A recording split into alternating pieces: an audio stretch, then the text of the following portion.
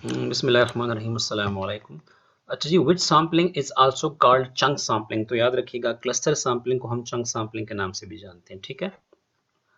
हाँ, report few measures of dispersions which are not sufficient statistic. आप जो measure of dispersion में जो मेथड्स पढ़ते हैं, उनमें आप कुछ ऐसी मेथड्स का नाम बताएँ जो सफिशिएंट स्टैटिस्टिक नहीं है। तो सफिशिएंट का तो आपको आइडिया पता है, जो सैंपल की तमाम इन्फॉर्मेशन को यूटिलाइज़ नहीं करता। तो रेंज जो है वो तो सिर्फ 2 वैल्यूज़ पे डिपेंड करता है, मैक्सिमम माइनस मिनिमम, बाकी वैल्यूज़ को इग्नोर करता है।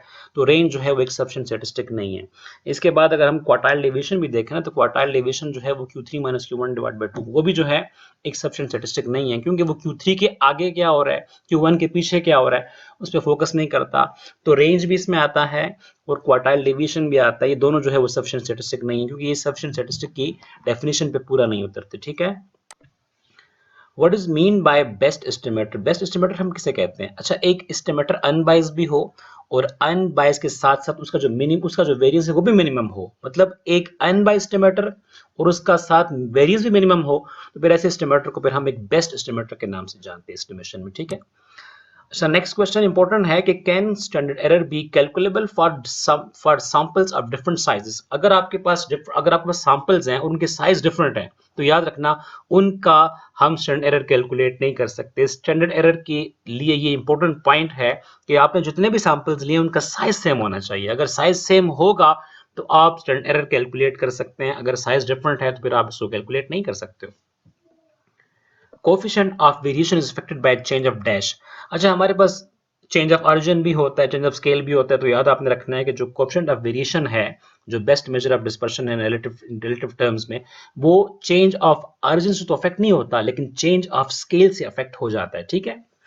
अच्छा, in regression if y is equal to y head, then what will be the value of R square. तो ये बात आपने याद रखनी है। अगर रिग्रेशन लाइन में या रिग्रेशन इक्वेशन में हर y जो है वो y हेड के बराबर हो जाता है, तो इस केस में आर स्क्वायर की वैल्यू होगी वो फिर 1 हो जाएगी, ठीक है?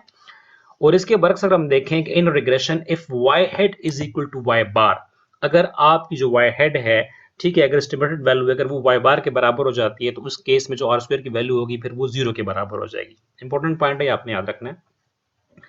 Difference between independent and mutual independent, ये थोड़ा सा इसमें टेंशन होती है।